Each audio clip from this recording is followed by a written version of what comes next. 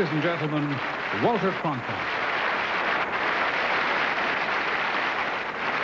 Mr. President, Mrs. Reagan, distinguished guests, good evening and welcome to the 8th Annual Kennedy Center Honors.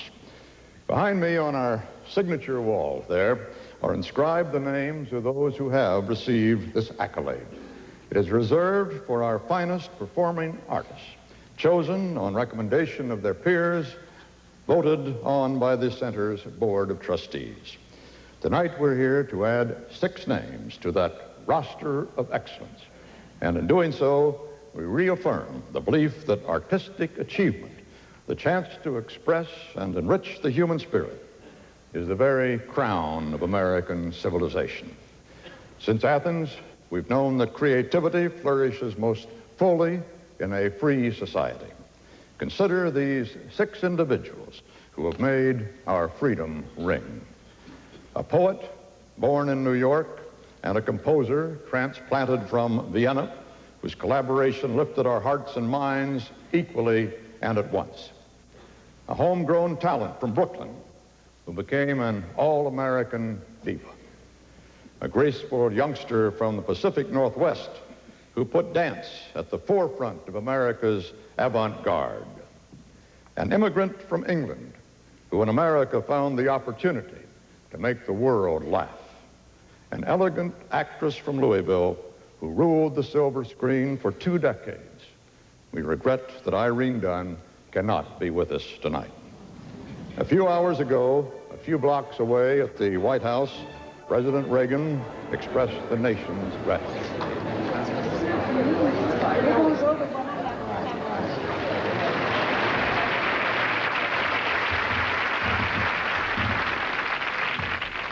Well, thank you and welcome to the White House.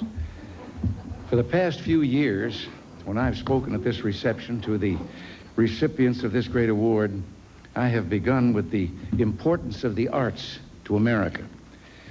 But today, when I was thinking about seeing all of you this evening, and so many of you are such personal friends, I was looking forward to it very much. And I promised myself that instead of talking about art, I'd talk about artists. Each of you's made life a happier thing for all of us.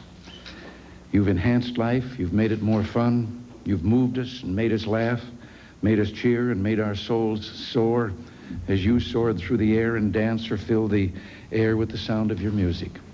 I thank all of you for your marvelous and delightful contributions to American life and to our national culture. And may God continue to bless you with your talent and us with your presence.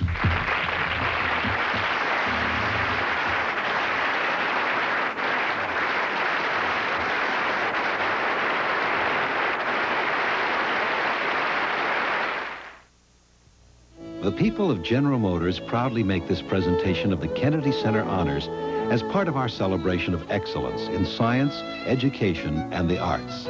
A celebration that seeks excellence in ourselves and our products and the world around us. General Motors, mark of excellence. Christopher, hi, it's me. How are you doing? You did? That's great. I can't wait to see it. This man is an explorer. Oh, Mommy, I'm on my way. One of thousands at General Motors embarking on an odyssey into the unknown, down unmapped roads paved with scientific and technological wonders that might seem like science fiction. But at GM, they're becoming reality. Now, lasers that probe body structure as no man's eyes ever could. Instrument displays and controls more accessible to eyes and hands. Computer-simulated aerodynamics that test more designs more quickly for optimum fuel economy.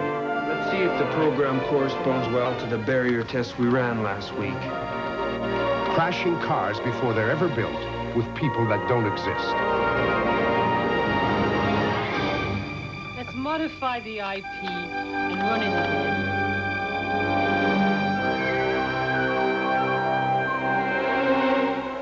Where am I?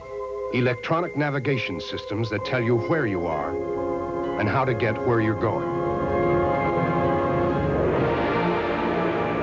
But the road doesn't stop here. The 21st century lies dead ahead, and GM is leading the way there. Today's GM is evolving into a GM the future will demand. Bolder, daring, more responsive, driving America down roads we've never been before.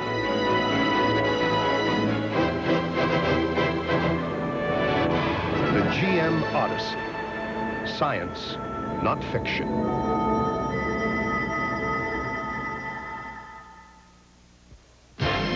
There are old pilots and bold pilots, but they say there are no old bold pilots. So when I buckle up in a cockpit, I'm wearing plenty of life insurance. Now, when you buckle up, you've got $10,000 worth of life insurance at no extra cost.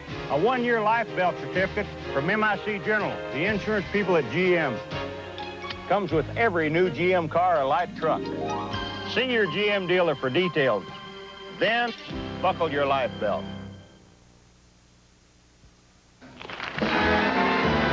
Ladies and gentlemen, Carol Burnett.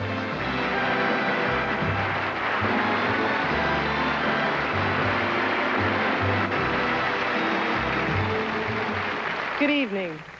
When I was a kid, I loved all kinds of things. I loved music, I loved the stage, I loved comedy. I loved the whole kit and caboodle except opera. It seemed... It was a forbidding world. I mean, all those unpronounceable names and unreachable notes and unbelievable stories. And then along came Bubbles, better known as Beverly Sills. And she made opera come alive with character, drama, and humor. And she taught a new audience to love an old art form, and along the way, we all fell in love with her. I first saw Beverly, I got really interested in her about 10 years ago when I watched her on 60 Minutes, and I thought, now there is a woman I would really like to get to know. So I called her up on the telephone, and I said, you know, I'd really like to meet with you to discuss our doing a little two-person show. It was sort of a fantasy of mine. I had in mind something called Sills and Burnett at the Met. And... well, why not reach for the moon, I thought. And she said, well, what do we need a meeting for? When do you want to do the show? And we did. And I had one of the best times I've ever had in my life. We really had a swell time. And although the one thing, she ticked me off. Just a little. I mean, I knew I couldn't sing quite as well as Beverly, but we happened to do a sketch on the show together, and she got more laughs than I did. However, in spite of that, we're still best buddies, and in truth, no one could sing like Beverly, and I don't know of anyone who has more fun doing it. And somewhere out there in Iowa or Tennessee or Oregon, there's a kid who's going to be a diva someday, because Beverly Sills has been the matchless diva of our day and generation.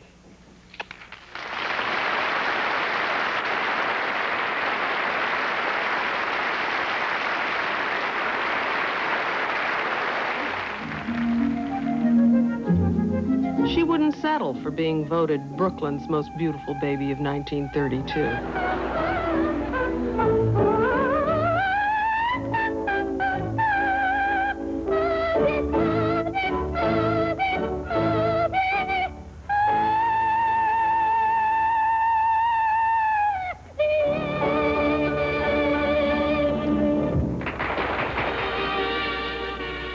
By 9, she was showing her talent anywhere she could. Rinse so white, happy little wash they song. Underneath was a fierce determination to be a diva, but she refused to go to Europe. She would be the first to make it from the American stage. The first step was a touring opera company, traveling back roads in a series of grueling one-night stands.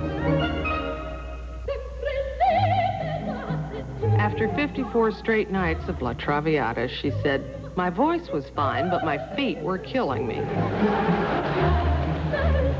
She auditioned at the New York City Opera, and was rejected 7 times. Great voice, they told her, no personality. The 8th time, she said, I made sure my personality showed.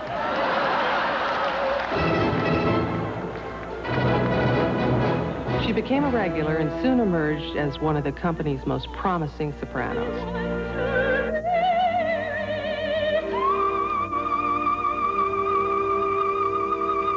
Her career was blossoming. So was her life.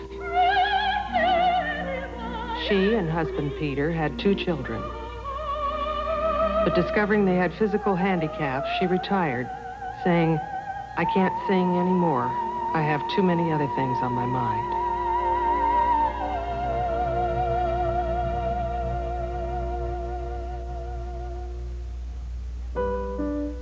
But her zest for music was nurtured by her family's zest for life. Her sheer delight in singing was what she was ready to share with the world. It was New York City Opera's debut production at Lincoln Center. An electrified audience realized they were seeing more than a career reborn. The diva had arrived.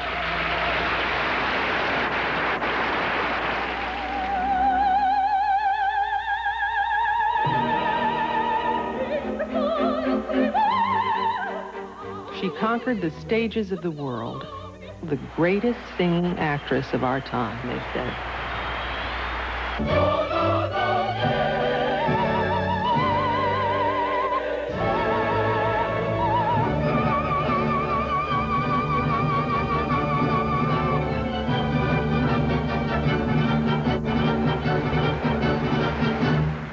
At La Scala, they called her Il Fenomeno. Finally, she sang at the Metropolitan Opera. Beverly wasn't debuting with the Met. The Met was debuting with Beverly.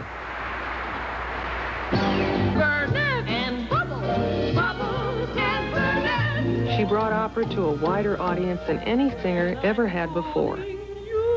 She made us all fall in love with music and with life.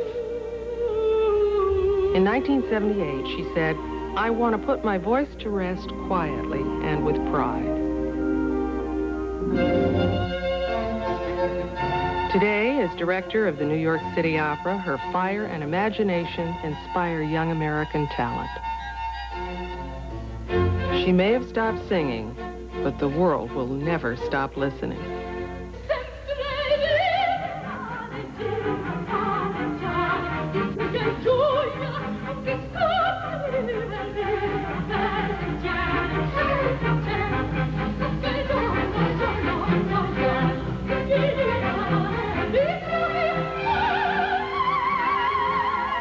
Pioneer, diva, made in America.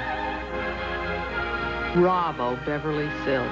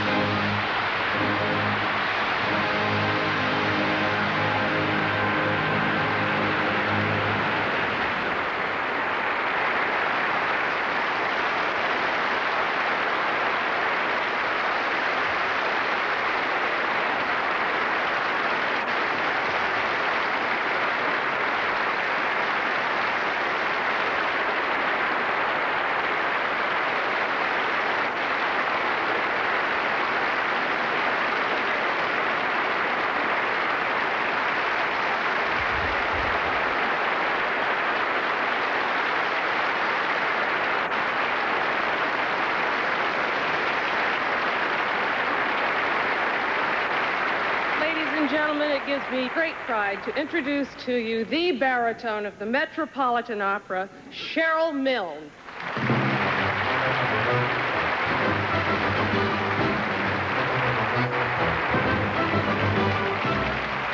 Thank you very much. It has been my honor and pleasure to have sung with Beverly Sills many, many times. Always a great lady and a great colleague.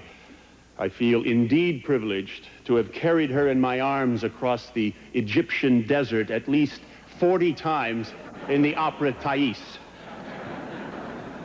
As director of the New York City Opera, Beverly has helped transform the dreams of young singers into brilliant music.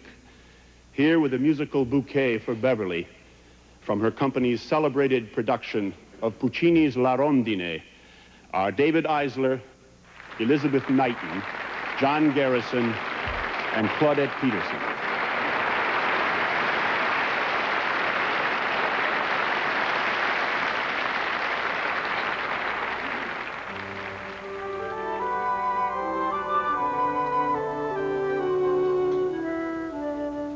Già che il caso ci unisce, inneggiamo all'amore, inneggiamo alla vita che ci donò l'amore.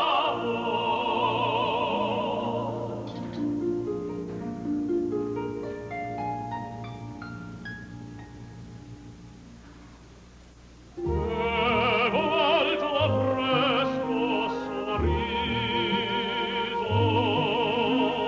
e volto a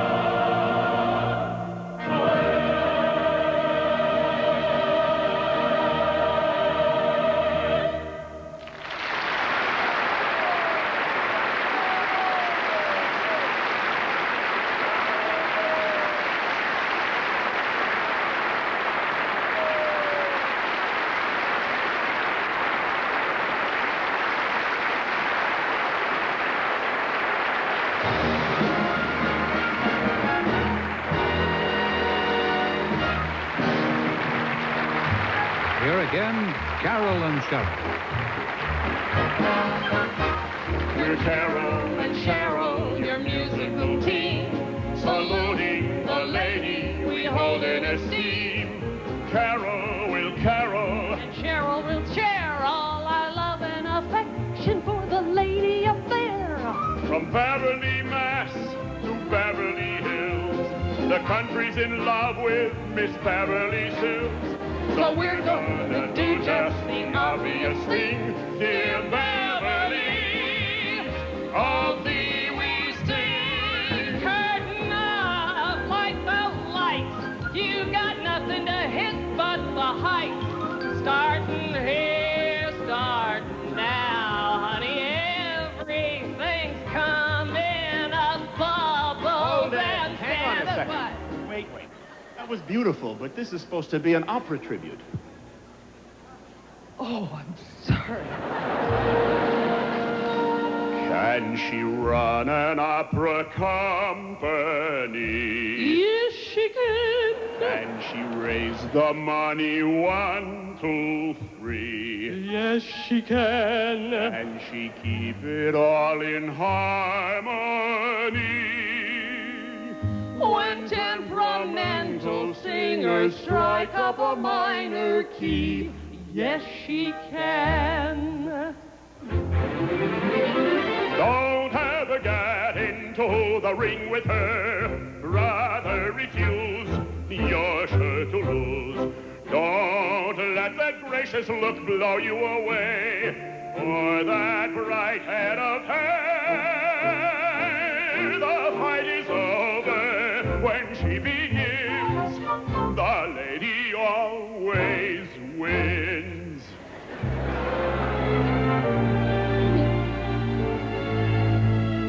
Bubble, bubbled, even at 3, what a cutie, dancing, singing, winning, what's more, bubbles, blossomed out musically, what a beauty, watching, listening, learning the score. Who's with Major Bowles there? Who's starring in the show? Beverly, come here. Beverly, come here. Beverly here, Beverly there, Beverly there, Beverly where? Beverly up, Beverly low, Beverly stay, Beverly go. No one is sensible or indispensable, busiest lady all over town, all over town, all over town, all over town, all over town. Beverly, what a great sight to see the little girl Brooklyn in the driver's seat. Beverly, did it all cleverly, and now she's got the world again gathering at her feet. Congratulations, everyone's giving ovations. Hope you aren't losing your patience. Give us a second to just one thing more, and then we're through. Hit it! Oh, sigh, give her your attention.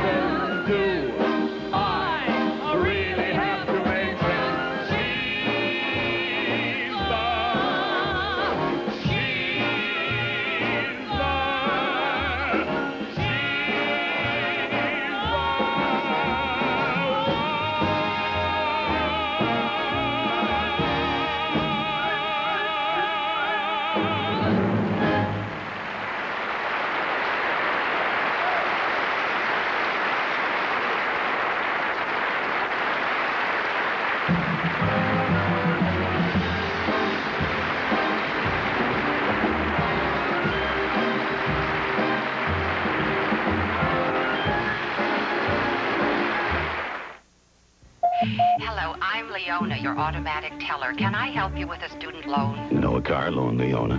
Fast forward. A home improvement loan. Aye. An auto loan? It's a General Motors car. Between beats, state your name, address, social security number, present, and 3 prior employers between beats. Charles Krause, 2128 Century. Begin again. Charles Strauss. No, Charles Krause. Begin again. Charles Krause. Begin again. Don't get hassled when you finance a new car or truck at GMAC Financing, only at your GM dealer. Is there someone live I could talk with around Do we have one of our calendars? This is a farm calendar. We also have what they call a credit calendar. If I can only find it over here. I thought safety belts were valuable even before General Motors increased their value with $10,000 worth of life insurance. Now, every new GM car or light truck comes with a 1-year life belt certificate from MIC General, the insurance people at GM, at no extra cost, just for buckling up. I've always buckled up, but then I guess I've always been the cautious type. See your GM dealer for details, then buckle your life belt. Monday. Make him disappear. Lee's life is in Amanda's hands. I just aim for the broad side of the building and hope for the best. Then on Kate and Allie, Happy New Year! the kids plan a teenage party. What boys are coming and do any of them shave? And on Newhart, Stephanie is dumped by Michael. What is the least I can do to get you back? And I mean the very least. Monday. Did the Texas Rangers fall for a cock and bull story, or did this guy really murder 200 people? You be the judge. Sunday on CBS.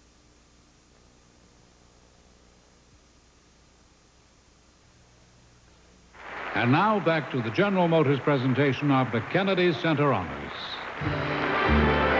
Ladies and gentlemen, Rex Harrison.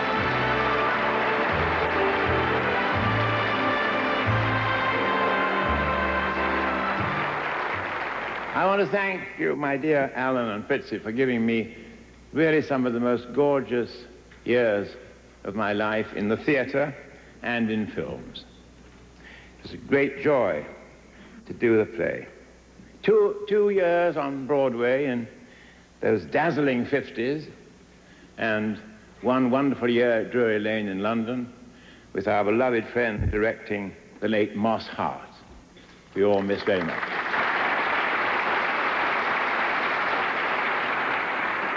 And then also a lovely year in Hollywood where I made the film, which proved to be a great success. You remember, it almost seems like yesterday, I don't know if it does to you, we're all sitting around in Claridge's Hotel in London. When you first came over, we were sitting around rather a small, upright piano, and we were going through selections of Gilbert and Sullivan. Because you'd just come over with a 3/4 finished script of a musicalization of Pygmalion, and you were rather anxious for me to play Higgins. So we went through this rather sophisticated sort of audition. Fritzy was playing the piano, Alan was singing, I was singing. The point was that they were both listening to what I was singing, of course. That was the point of the audition. And they finally told me that, I think they said I had either 4 or 5 notes they could use. Well, they went back to London, and they produced a song, clever devils that they are, embracing just those 4 or 5 notes. And it was called I've Grown Accustomed to Your Face.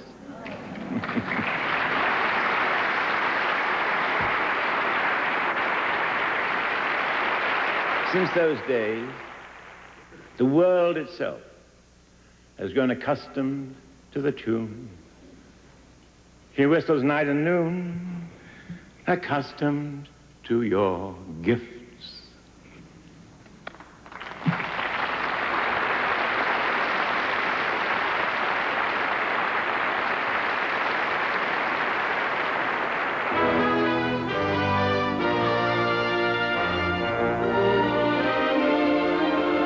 There's a smile on my face under a wandering. Lord, I am on my way on the street where you live. Wouldn't it be lovely? Remember it well, Gigi. If ever I would leave you in Camelot. They came from worlds apart. Frederick Loewe grew up in turn-of-the-century Vienna in a musical family. He composed his first song at the age of 7, and he was a piano virtuoso by 13. 1924, he headed for New York, but finding the Great White Way proved to be a long, hard road. He made a living any way he could, playing beer halls instead of concert halls. But his hope of writing a great musical kept him going. He couldn't know that just a few blocks away, his future partner was enjoying a privileged childhood. Alan J. Lerner's father hoped he'd go into the family dress business, but Alan turned his back on guaranteed success. He wanted to write for the theater. His first efforts were college reviews, but back in New York, the only work he got were radio scripts and commercials. It all began in 1942 with an accidental meeting at the Lambs Club. Lowe, already 38, had one last chance to write a musical. He asked the young Lerner to write the lyrics. I love you this morning, and it's all waiting yonder in God. Their early shows were forgotten, but they found out that they were right for each other. They were the same kind of dreamers. As the world found out when they wrote a musical about the power of faith. All the music of life seems to be like a bell that is ringing for me. Their second hit was a joyous, robust show about the American West.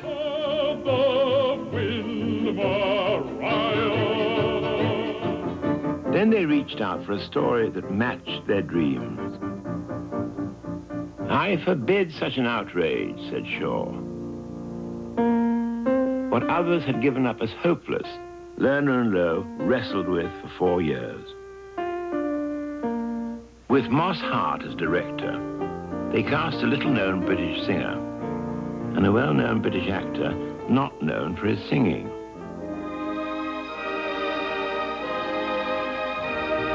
In New Haven, they knew they had a hit. On Broadway, they found out just how big. Why can't the English teach their children how to speak? All I want is a room somewhere far away from the cold night. With a little bit of luck, someone else will do the blinking. Where's that soggy plane? In Spain, The rain is mainly in the plain. danced all night and still have begged for. But get me to the church on time. There still will be rain on that lane down in Spain. Even that will remain without. Damn. I've grown accustomed.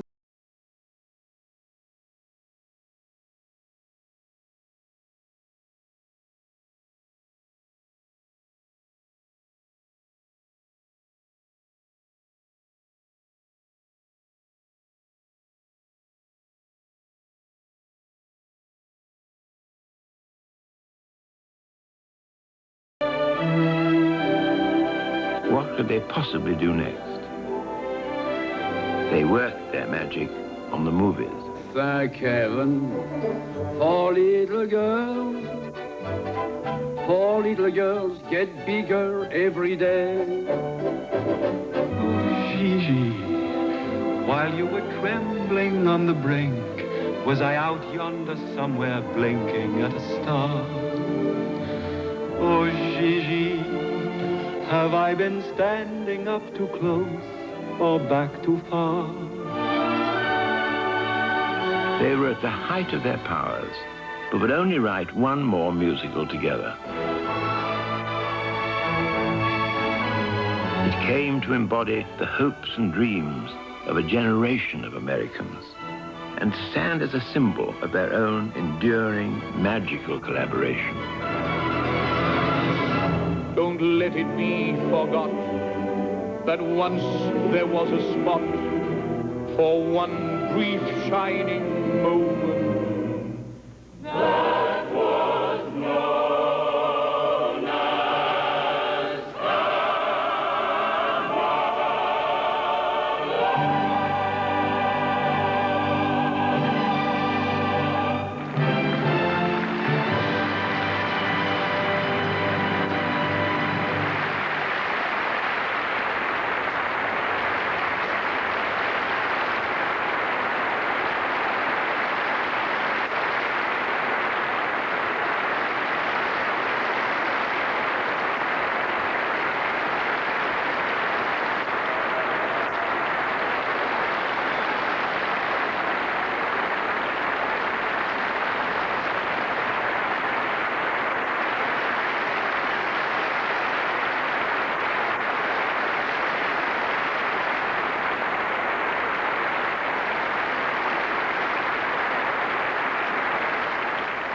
Now, ladies and gentlemen, well, I would now like to introduce Mr. Louis Jourdan.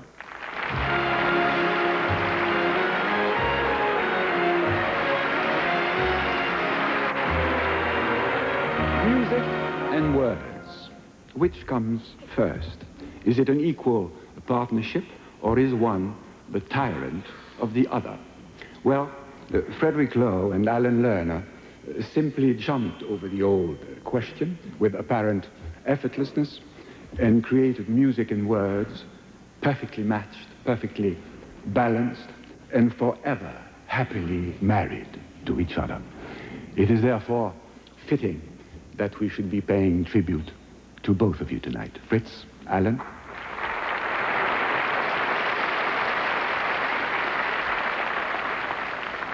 And to provide a little serenade for you tonight, here is Robert Goulet, joined by Liz Robertson, who starred in London's My Fair Lady, and who is also Alan Lerner's very own Fair Lady. And some other friends and admirers who will sing some of the songs that we remember. Oh yes, we remember them well.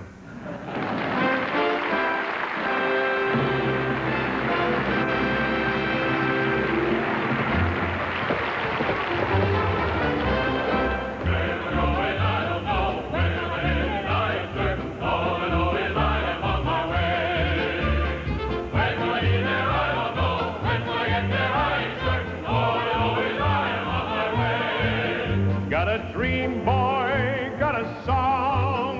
Take your wagon and come along. Where am I going? I don't know. When will I get there? I ain't certain. When will I get there? I ain't equipped to say.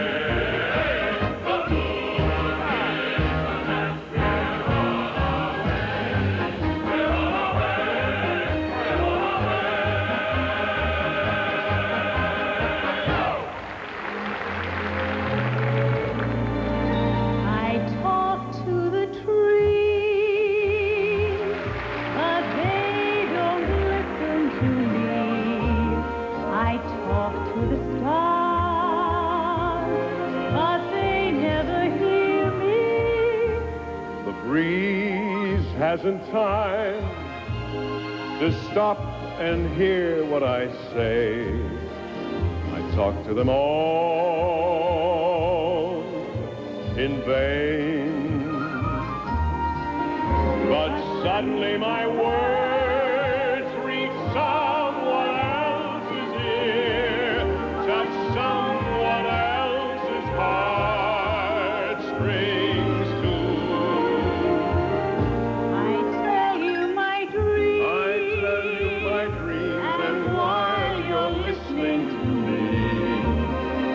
Suddenly see them come true.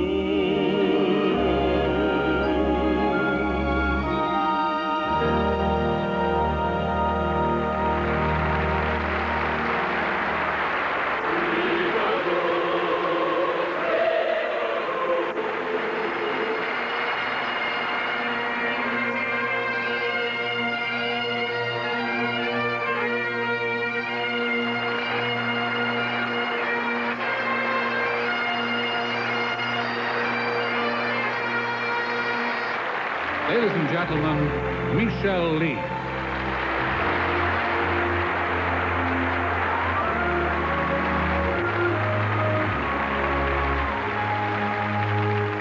Maybe the sun gave me the power, but I could swim like Loman and be back in half an hour. Maybe the air gave me the drive, for I'm all aglow and alive.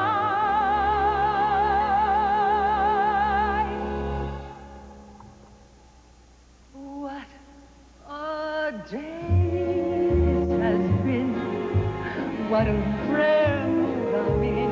Why, it's almost like being in love. There's a smile on my face for the whole new race.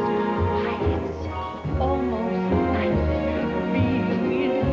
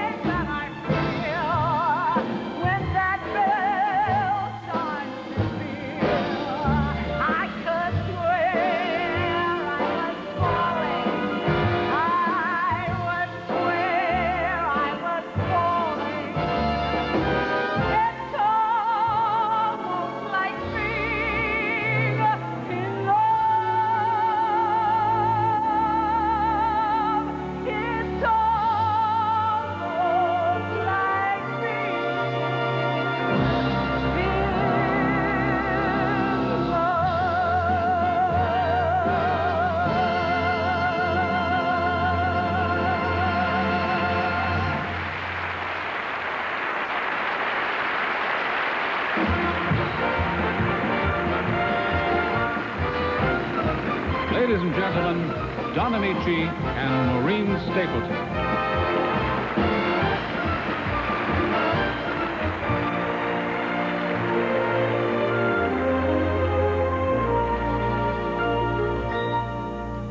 We met at 9. We met at 8. I was on time. No, you were late. Ah, yes. I remember it well. We dined with friends. We dined alone. A tenor sang. A baritone. Ah, yes. I remember it well. You wore a gown of gold. I was all in blue. Am I getting old? Oh, no. Not you. How strong you were, so young and gay. A prince of love in every way. Ah, yes. I remember it well.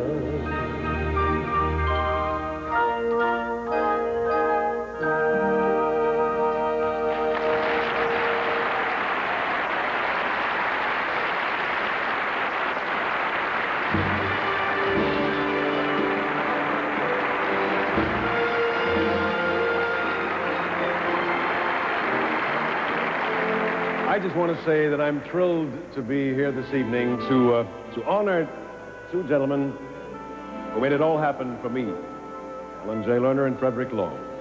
If ever I would leave you, it would be in summer,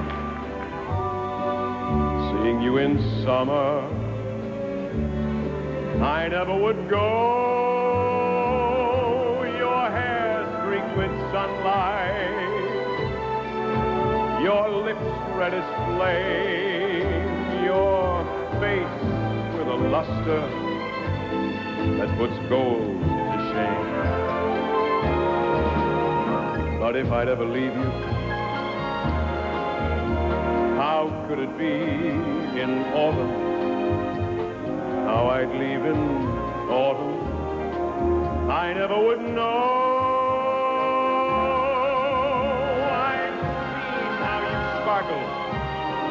When fall nips the air, I know you in autumn, and I must be there. And could I leave you running merrily through the snow, or on a wintry evening when you catch the fire's glow? Ever I would leave you, how could it be in springtime, knowing how in spring I'm bewitched by you so?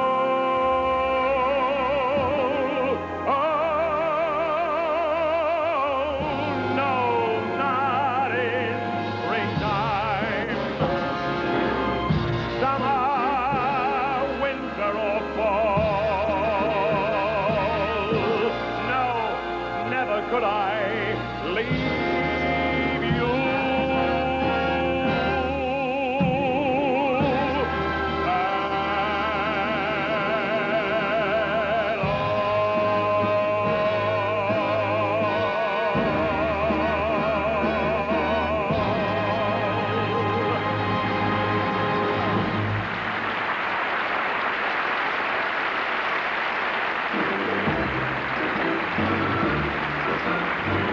at Liz Robertson.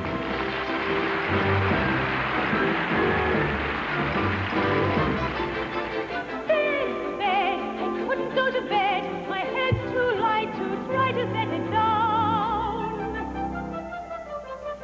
Sleep, sleep, I couldn't sleep tonight, not for all the jewels in the crown. I could have danced all night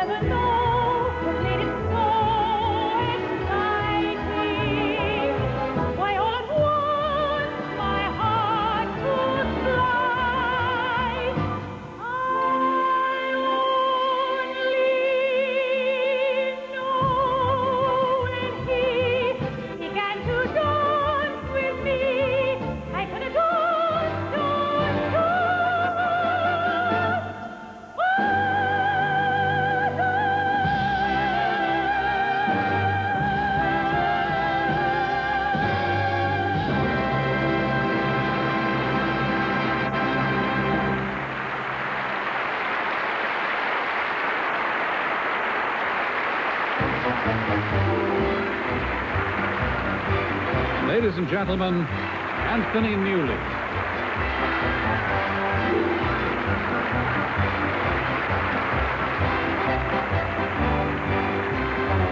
The Lord above gave man an arm of iron, so he could do his job and never shirk. The Lord above gave man an arm of iron, but with a little bit of luck, with a little bit of luck, someone else will do the thinking work. With a little bit, with a little bit, with a little bit of luck, you'll never work. The Lord above made man to help his neighbor, no matter where, on land or sea or foam. The Lord above made man to help his neighbor, but with a little bit of luck, with a little bit of luck, when he comes around you won't be home. With a little bit, with a little bit, with a little bit of luck you won't be home. Oh, you can walk the straight and narrow, but with a little bit of luck you'll run amok. The gentle sex was made for man to marry, to tend his needs and see his food is cooked. The gentle sex was made for man to marry, but with a little bit of luck, with a little bit of luck, you can have it all and not get hooked. With a little bit, with a little bit, with a little bit of luck, you won't get hooked. With a little bit, with a little bit, with a little bit of luck.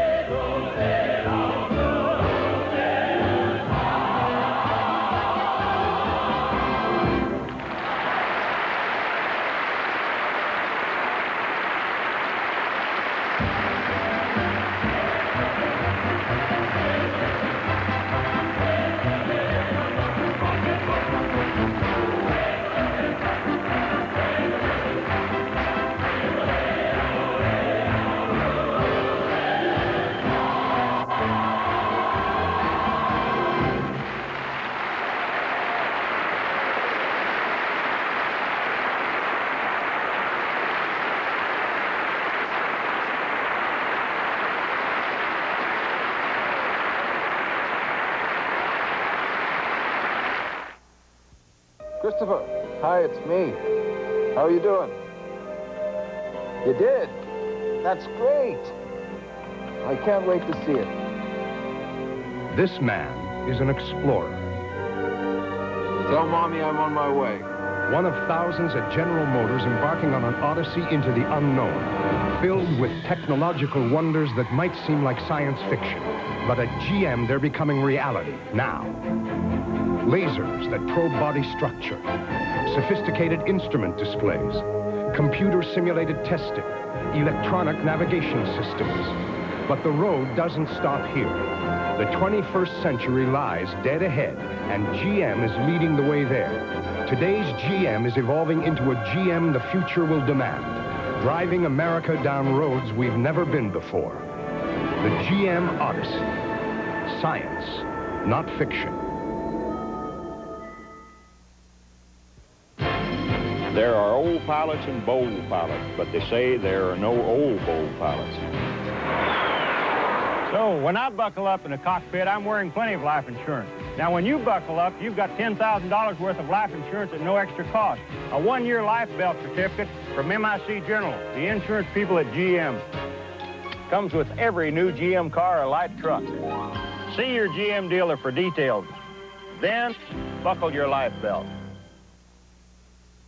And now back to the General Motors presentation of the Kennedy Center Honors. The dance that is dazzling New York this year isn't a new step exactly. As a matter of fact, it's 100 years old. It's slinky, it's steamy, and it's called the tango. Tonight, to show us the real way that two can tango, are Gloria and Rodolfo Dinzel, stars of the new Broadway hit Tango Argentino.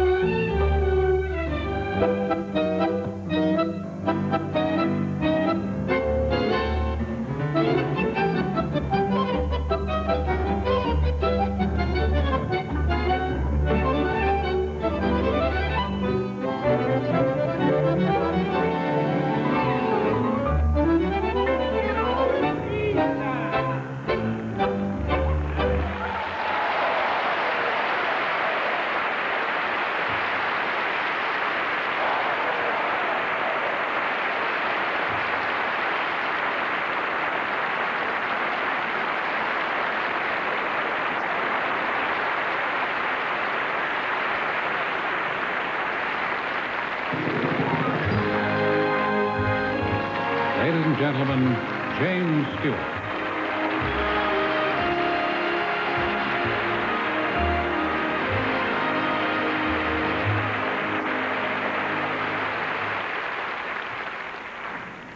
I talked to Irene Dunn yesterday, and she was so very, very excited about being here tonight, but it wasn't to be.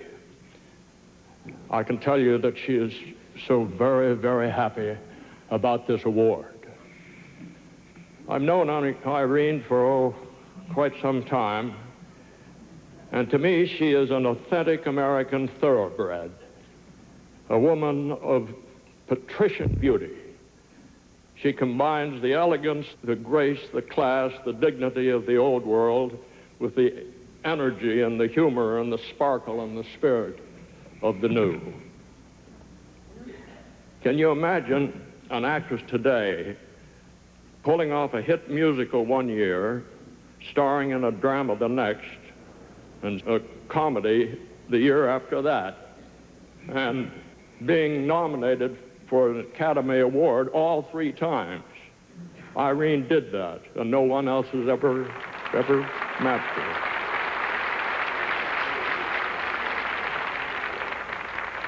Today, back home in California, when we get together with old friends and have a party, we still do our act for each other, and after a while, everybody gets on. But when Irene sings, well, that really is the top of the bill.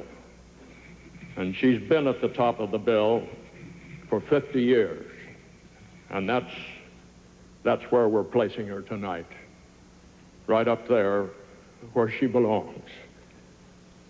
on the honor roll of America's finest performing artists.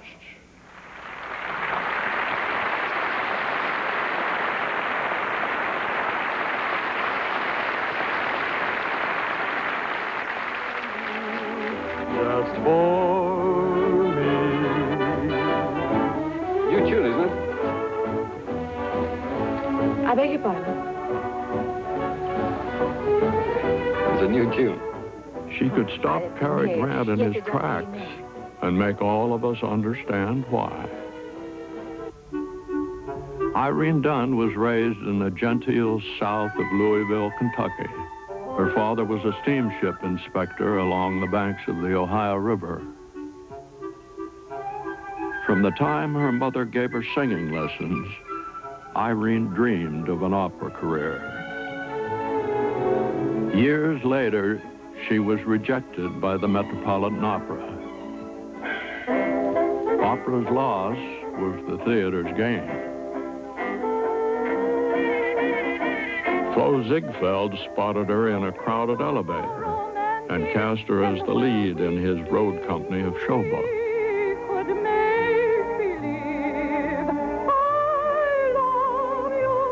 Hollywood was quick to claim her. She arrived expecting to sing. Instead, she gained stardom as Queen of the Weepies.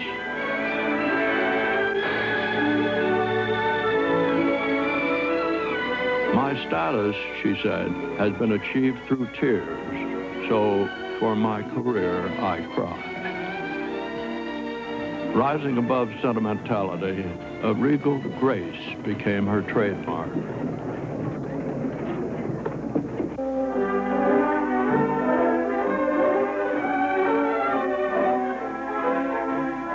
And then she got to do what she loved best.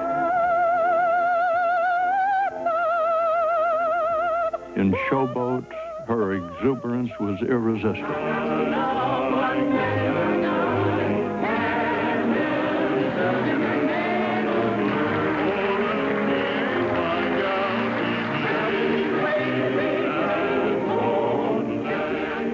She was a star full of surprises.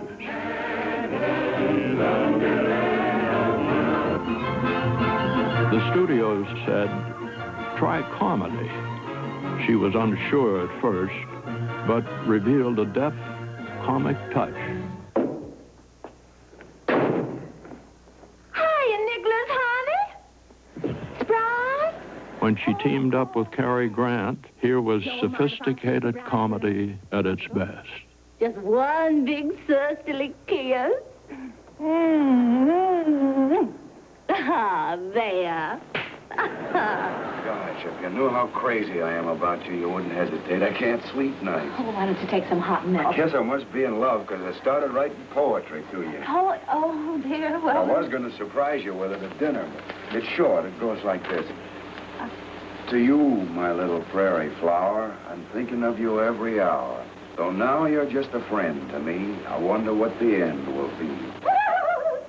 Oh, excuse me, Dan. I do laugh at the oddest times. I never... Oh, you? You see what I mean? In a half an hour, we'll no longer be Mr. and Mrs. Funny, isn't it? Yes, it's funny that everything's the way it is on account of the way you feel. Huh? Well, I mean, if you didn't feel the way you do, things wouldn't be the way they are, would they? I mean, things could be the same if things were different. But, things are the way you made them. Oh, no. No, things are the way you think I made them. I didn't make them that way at all. Things are just the same as they always were, only you're the same as you were, too, so I guess things will never be the same again. Good night. She showed a tenderness that enriched even the smallest moments of life. What's the matter? Nothing the matter.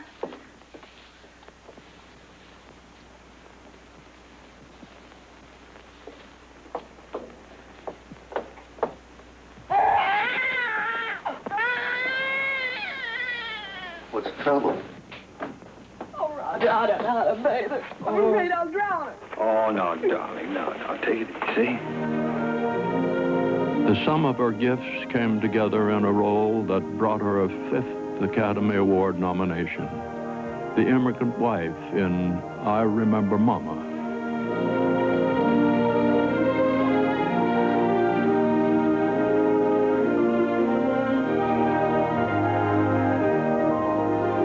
Through it all, the singing, the wisecracks, the laughter, and the tears, Irene Dunne always brought a special grace.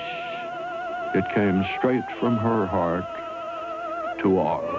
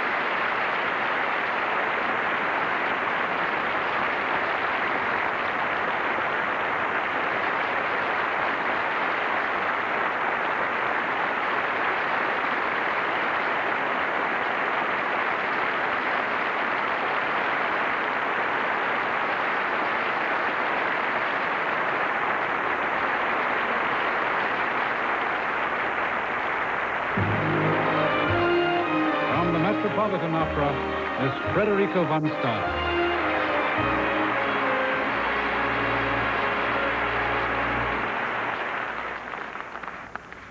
We all salute Miss Dunne tonight and thank her for the joy she brought through music and for the magic she brought to these special songs.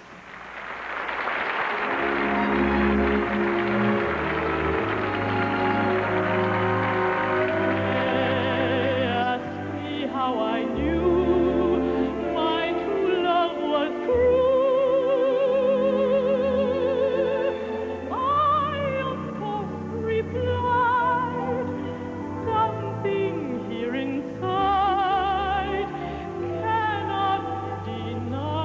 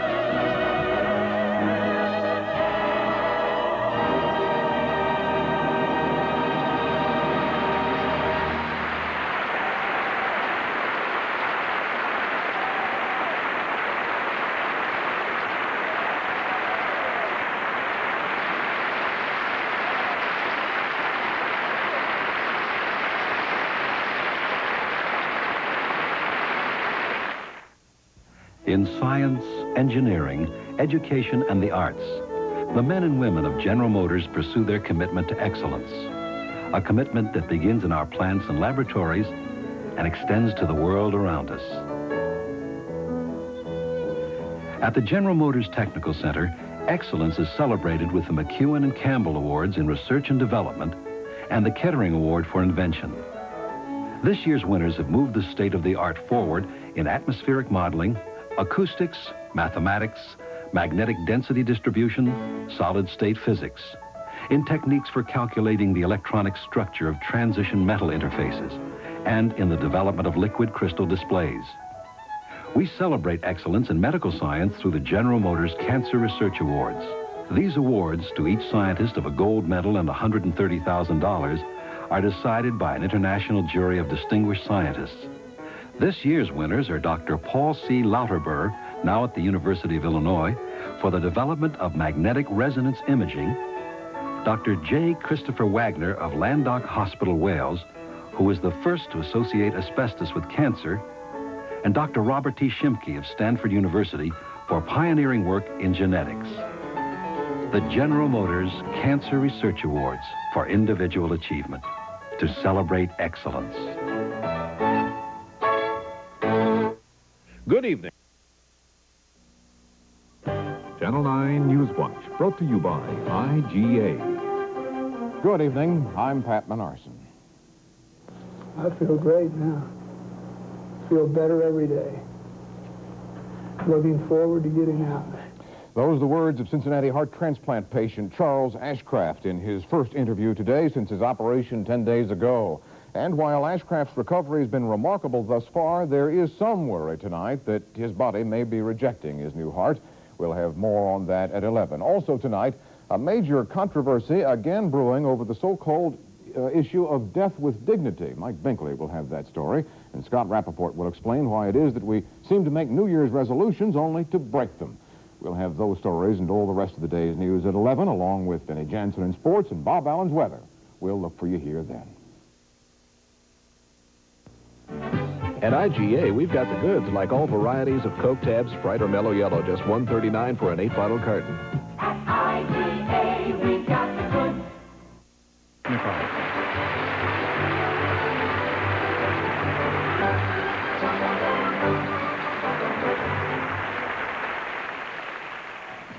Do you ever wonder what would happen if you changed the music for a dance without telling the dancers? Or changed the choreography without telling the musicians? Merce Cunningham did. He reinvented dance and then waited for the audience. It was a long wait. In 1954, when he won Guggenheim Grant, they asked his collaborator, John Cage, what Merce intended to do with the money. He replied, eat. For several years, I went to see his company perform. At first, I did not understand his work or appreciate it. Now, I'm a wild fan, and I'm proud that we have one of his ballets in American Ballet Theater.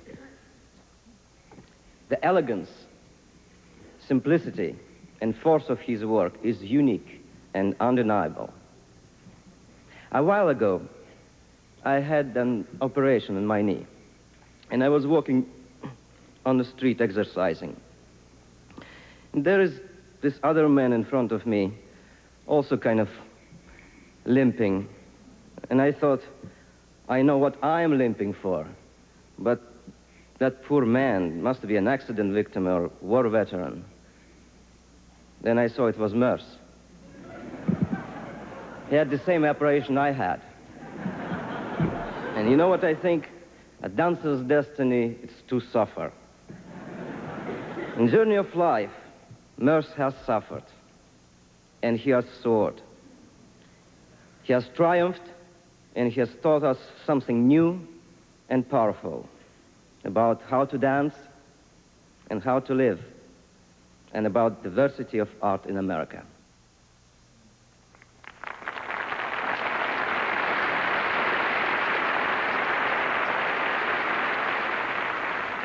Now step left, right, skip, turn, and you start again. Right, left, up, step, arms are He's an original, a pioneer in the world of dance. Step, step, turn.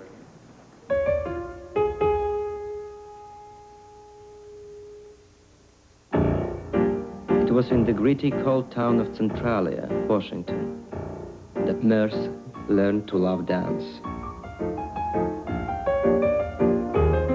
His first teacher was an old vaudevillian. She introduced him to the theatricality and pleasures of movement.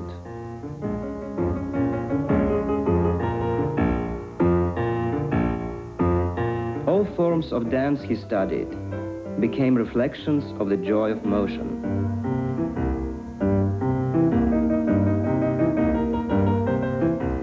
At Mills College, he was spotted by Martha Graham and invited to join her company.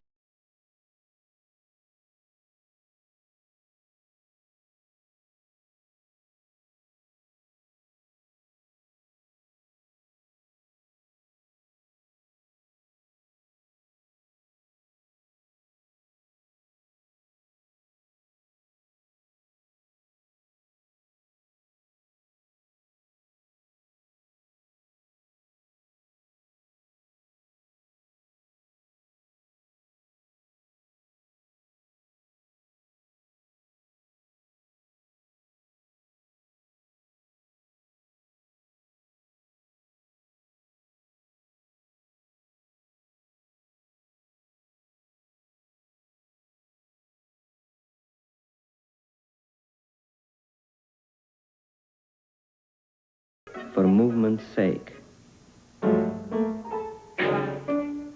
With composer John Cage, who was experimenting with sound, he even separated dance from music.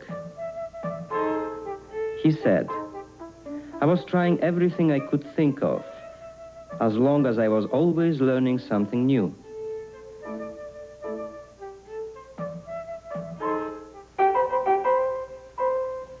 Along with the abstract expressionists, he was exploring non-representational works, exploding conventions. Like a Pollock painting, his stage was filled with random bursts of continuous energy. With the company he founded in 1953, his work was variously described as decadent, inspired, baffling.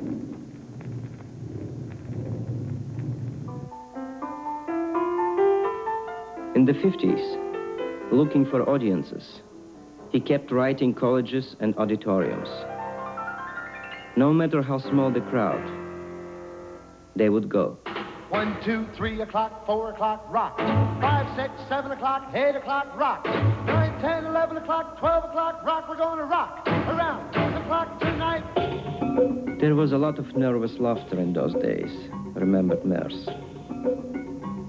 One local critic wrote, "The Cunningham Company performed here last night, and unless forcibly prevented, will again tonight."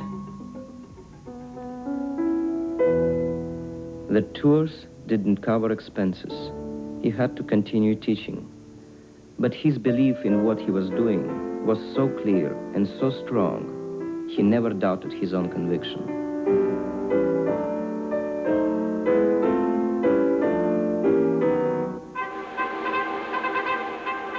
In 1964, he brought his company to London's Phoenix Theatre and set the town on its ear.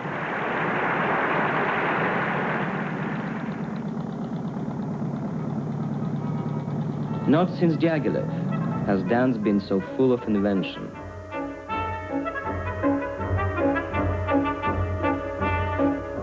Now he was welcome on stages everywhere.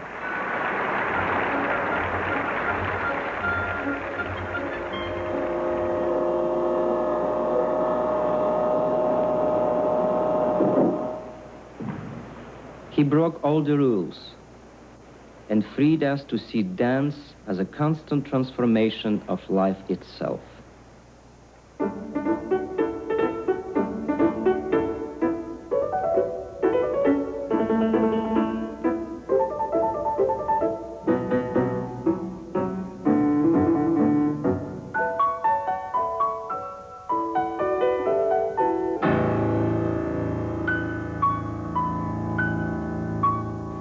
He is an American revolutionary who turned the world of dance upside down.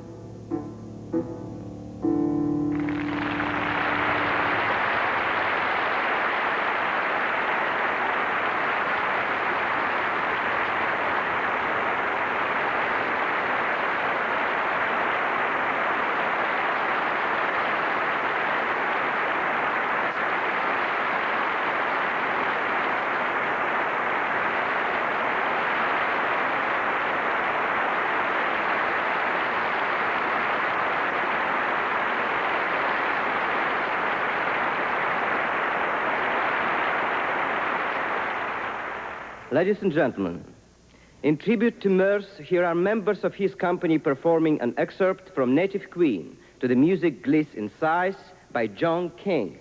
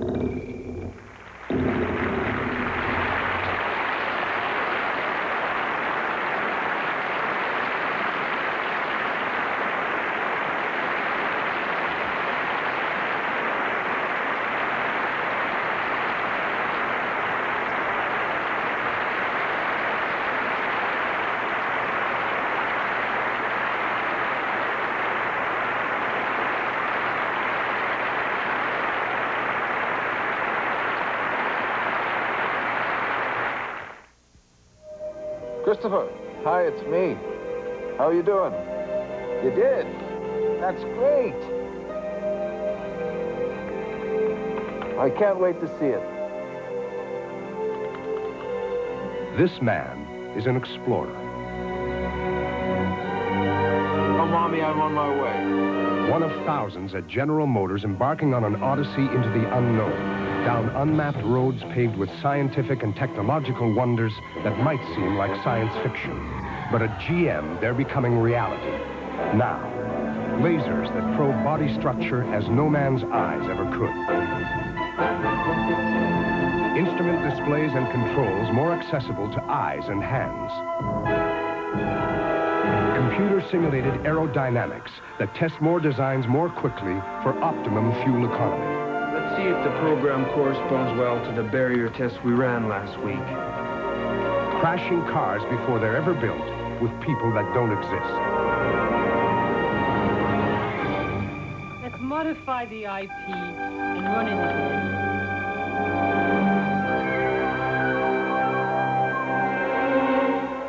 Where am I?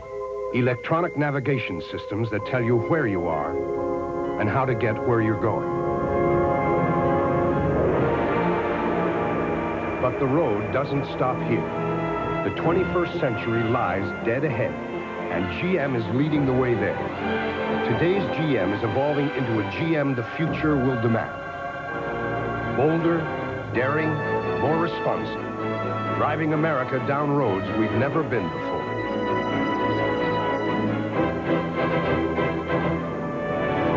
The GM Odyssey. Science, not fiction.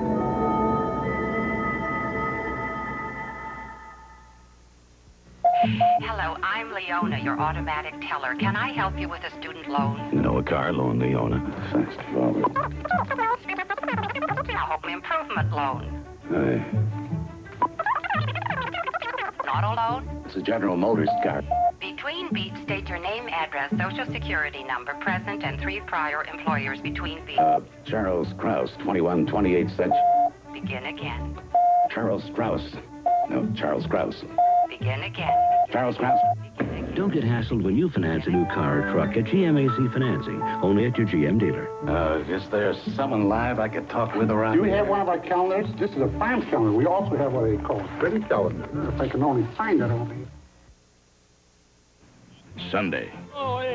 Somebody's trying to scare us off. An expedition catches gold fever that's fatal. Robert Vaughn, Connie Stevens, murder, she wrote. Then Harry bodyguards her son's secretary. Lucky cat. When her family becomes a target of fortune hunters on Crazy Like a Fox. Sunday. Wednesday, a reluctant date with her boss could catch Mary in the middle of a romantic triangle. Frankie put out a daily newspaper. How could you not know what day it is?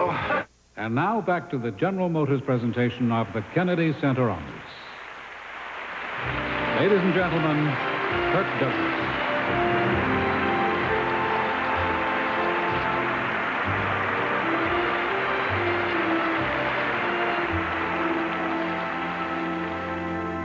Great Shakespearean actor Edmund Kean said in his final hours to those gathered around his bed, dying is easy, comedy is hard. So when you say Bob Hope, smile.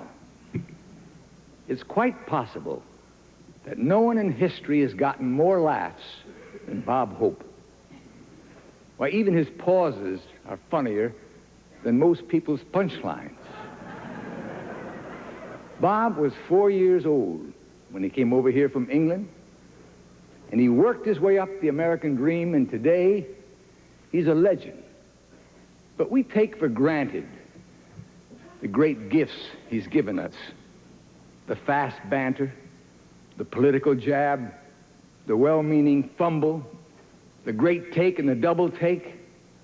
They've become an irreplaceable part of our culture because of his unique talent. The ancient Greeks esteemed humor as highly as drama, and they awarded their laurel wreath not only to Aeschylus for his tragedies, but to Aristophanes for his comedies.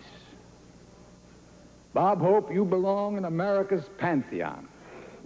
In good times, in rough times, in war, and in peace, you made us laugh. And you helped to make gentle the life of our world. Bob, thanks for the memories.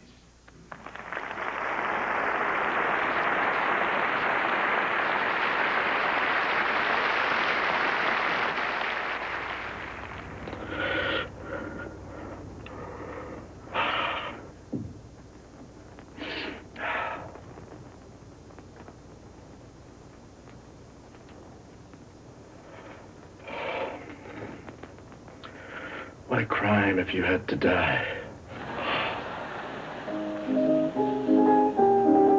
His brothers thought he was a pretty funny little kid. His imitation of his idol was the best in the neighborhood. He tried everything to get into show business, from soft shoe to ballroom dancing. Even a comedy team called Two Diamonds in the Rough. Lend me a nickel. Oh, this ballroom life is certainly keen. It wasn't until one night in Newcastle, Pennsylvania, forced to stand up alone in front of a mic, the audience's reaction told him. Bob Hope was a comedian. Playing the circuit of small Midwest clubs, he spent 3 years honing his act until he made it work.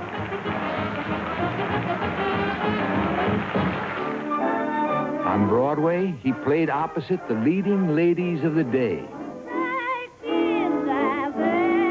It's delectable. It's delirious. It's dilemma. It's delirious. And he found his lifelong leading lady, a singer named Dolores Reed.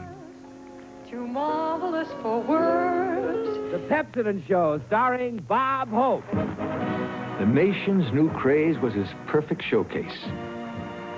His snappy timing and rapid-fire patter became a Tuesday night habit. Bob Hope. Thank you so much. How do you do, ladies and gentlemen? This is Bob, Election Night Hope. Did everybody hear the president's speech last night? Boy, he got so many laughs, 18 radio comedians went out and committed suicide. It was so cold out here, even the Republicans were waiting for the fireside chats. I mean, that's where men are men and women are women. Yeah, and I wouldn't have it any other way. You know? Hollywood brought out a lot of radio comedians. He was one of many, and he was one in a million. He found his ideal sparring partners, and they became the ideal comedy team. Get around like Webster's dictionary, we're Morocco bound. Yeah. Oh, a couple of fingers of rot gut. What's yours? I'll take a lemonade. In a dirty glass. I'm not putting the money in your pocket, we're not putting the money in my pocket. We're putting it where it belongs. In the safe. See? No. He was a brilliant buffoon, a coward's coward. Yes. He was every man. Well, Well, care to shoot a game of pool? Toss this up. Hey, my bag! My bag, where's my bag? I'll put it in the cab with the ladies. The lady! Hey, driver, get going. Follow that cab. Hey, wait for me! Hey! You know what it feels like to be followed and hounded and watched every second? Well, I used to. Now I pay cash for everything. This man is Monsieur Beaucaire, a common barber. Are you going to accept that? Well, a man's entitled to an opinion. stop. What's the meaning of this? Oh, it's okay. He's my brother. I'm taking him to the psycho ward. Thinks he's a horse. You got the courage of a lion, Doctor. Oh, it's nothing. Brave men run in my family. Come on. Hurry up, folks. We're off to Buffalo Flat. Off to Buffalo Flat. Yahoo! Off to Buffalo Flat. Yahoo! Off to Buffalo.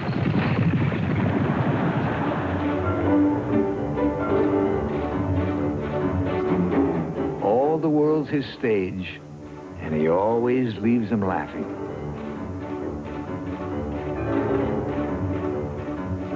But the audience he loves best is the one that never bought a ticket. Tinian and Guam campaign to the Fleet Hospital on the edge of a coconut grove, somewhere in the South Pacific. John Steinbeck wrote in 1943, Bob Hope goes into the quiet, inward, lonesome places, bringing laughter up out of the black water. I know you'll enjoy the girls. You remember girls?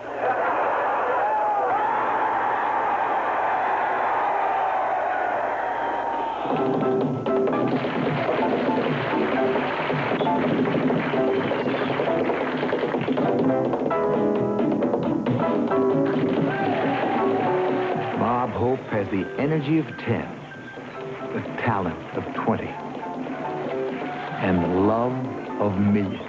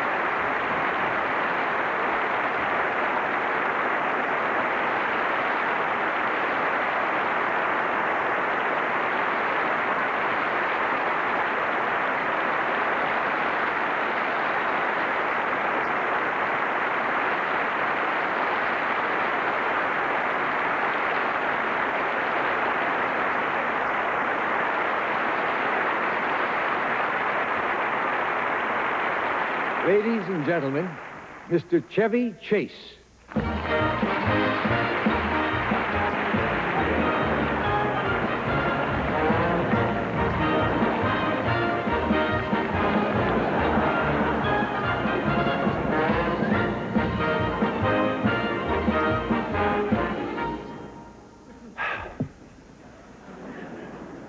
Very sorry, wrong president.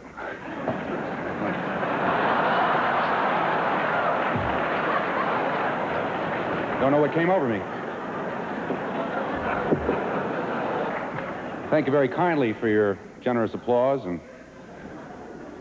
where I come from, people don't usually laugh when a person hurts himself, but this is Washington, D.C.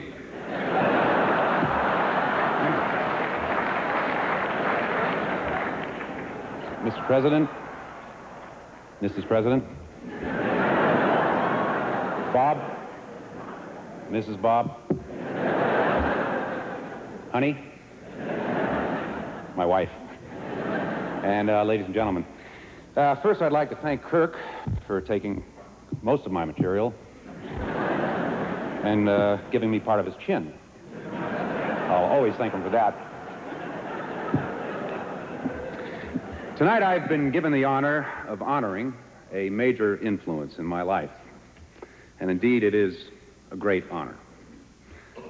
Not as great as the honor which is being given to the honoree, of whom I'm about to speak. But no one told me till I arrived here last night that I would not actually be receiving the Kennedy Award myself. That's the way it is. Needless to say, I'm deeply hurt that I've been misled, but they tell me I will get an award in the near future. All I have to do is make 40 or 50 more films and age 30 years. But enough about me. Let's talk about my recent film.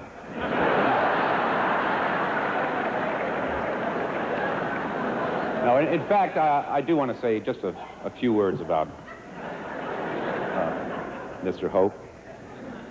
I did mention that Bob was and continues to be a major influence in my work, and I should add, because I know it to be the truth, major influence on the work of many of the boys in my generation, and gals, who do comedy. Many of the funniest people I know. Earlier this evening at the White House, President Reagan said something about artists being the most generous people on the planet, and I think that's true. And I think it goes as well for Mr. Bob Hope. I've stolen much of his stuff, and I think he knows it by now. And he's given it freely. And he's a great man and a great artist, but enough about that. I got something else to tell you. There's a bunch of fellows back here, believe it or not, who have a few bars to sing to Bob. But I've already had a lot to say, and I've got a few bars to visit, so I'll see you later. Thanks.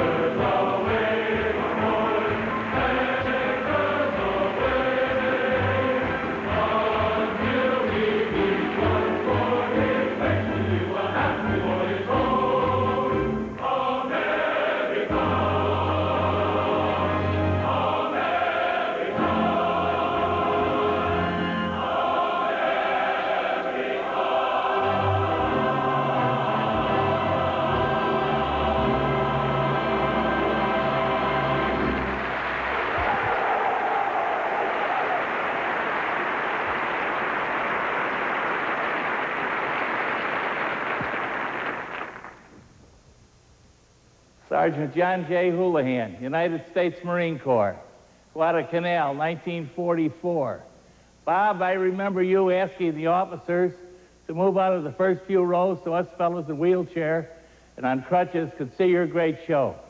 Bob, thanks for the memory.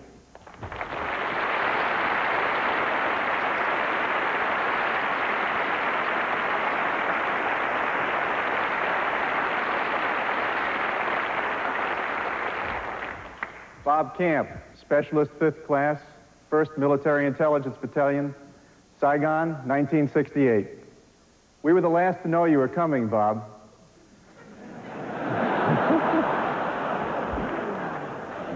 But we managed to liberate a Jeep and drive 22 miles to Long Binh to see your show. It was a confusing and controversial time for us, Bob, but you helped put things back into perspective. Thanks for bringing us a bit closer to home. Thanks for the memory.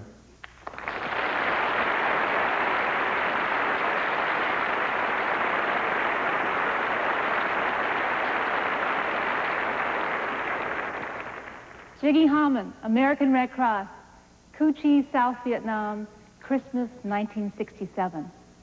The field was covered with guys. Many had just come in from combat. Somehow they got cleaned up. I don't know how, but they did it for you, Bob. Just before you came on stage, I turned and looked at the faces of the men and women. When you came on stage, Bob, you made us feel safe. Thanks for the memory.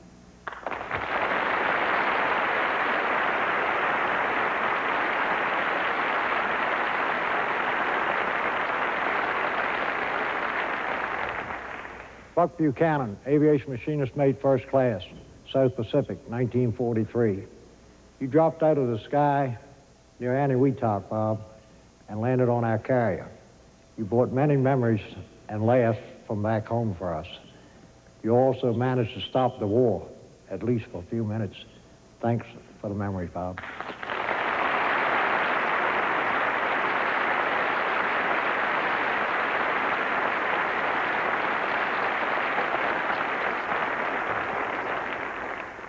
Jonathan E. Brown, Sergeant First Class, Vietnam, 1968, 1st and 1st 16th Rangers. Bob, the first time I saw your show, I had just come back from combat. The second time was when you gave me the opportunity to be the opening act in your show. Thanks for that opportunity, and thanks for the memory.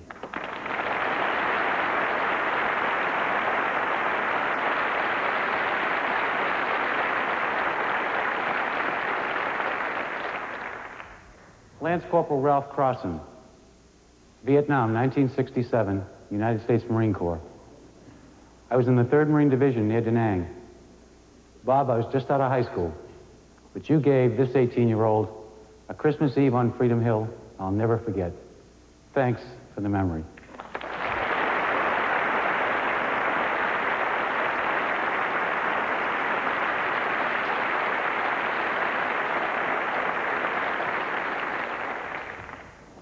Erwin Axelrod, Korea, 1953, Corporal, 1169th Combat Engineers. I saw you near Uijiangbu, just below the 38th parallel. Many of us felt a long way from home, in a forbidden place. When you got on stage, Bob, we felt great and had a few laughs. It was like seeing the Statue of Liberty. Thanks, Bob, and thanks for the memory.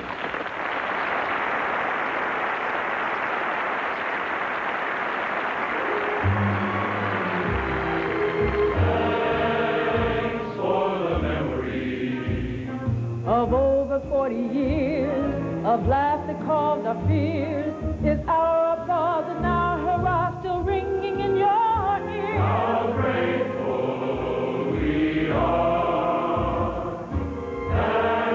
Thanks for the memory.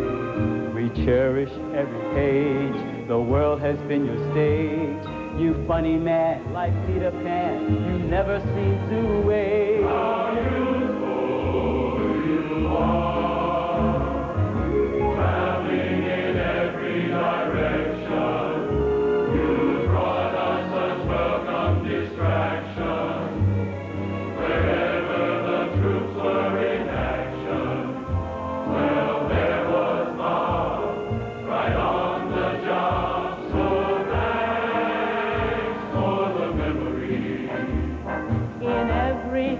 show, in heat or sleet or snow. At each request you did your best, you never did say no. There's no way we can repay you all we feel we owe. So thank you, we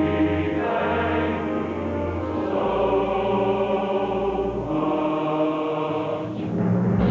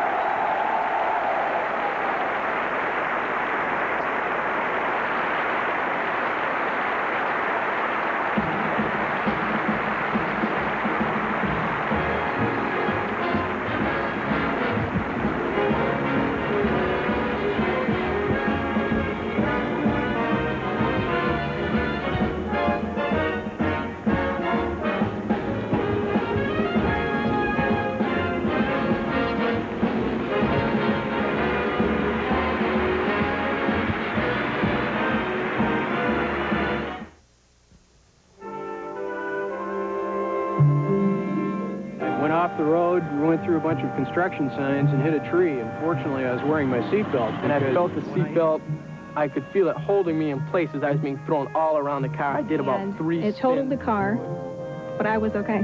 It's been proven by General Motors research and by people all across America. Seat belts save lives. So please, buckle up. And it only takes 2 minutes.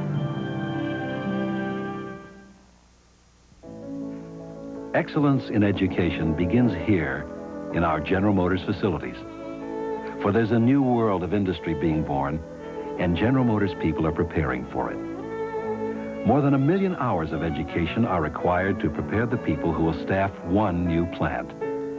To celebrate excellence in the academic community, GM sponsors the Intercollegiate Business Understanding Competition. This year's winner was a team from Carnegie Mellon University. A team from Harvard placed second. The accomplishments of high school students are recognized by the best of class, in which GM honors valedictorians from over 5,000 high schools. To encourage excellence in the arts, we begin with young people, co-sponsoring with 17 Magazine a national classical music contest exclusively for high school age musicians. Here, Luciano Pavarotti works with contestants in the Opera Company of Philadelphia, Luciano Pavarotti International Voice Competition. Next year, General Motors will sponsor a broadcast of the Verdi Requiem, conducted by Lauren Mazel and starring Maestro Pavarotti and 3 of the winners of the competition. And there is the Kennedy Center itself, to which we have made a major financial commitment in keeping with our policy of fostering and celebrating excellence in science, education, and the arts. I thought safety belts were valuable even before General Motors increased their value with $10,000 worth of life insurance. Now, every new GM car or light truck comes with a 1-year life belt certificate from MIC General, the insurance people at GM, at no extra cost, just for buckling up. I've always buckled up, but then I guess I've always been the cautious type. See your GM dealer for details, then buckle your life belt. So tonight's celebration must come to an end. But for Merce Cunningham, Irene Dunn, Bob Hope, Alan J. Lerner, Frederick Lowe, and Beverly Sills, the show always will go on, for that's the way it is.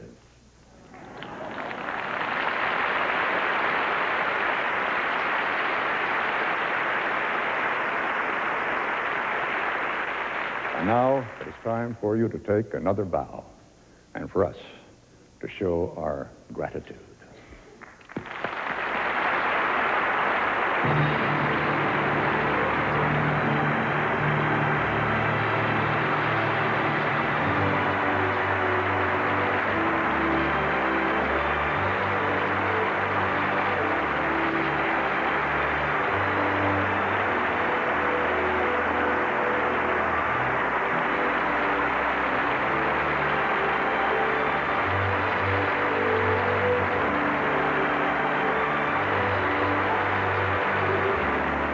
Eastern is proud to have been selected to provide transportation for those appearing on this evening's celebration from the Kennedy Center. At Eastern, we earn our wings every day.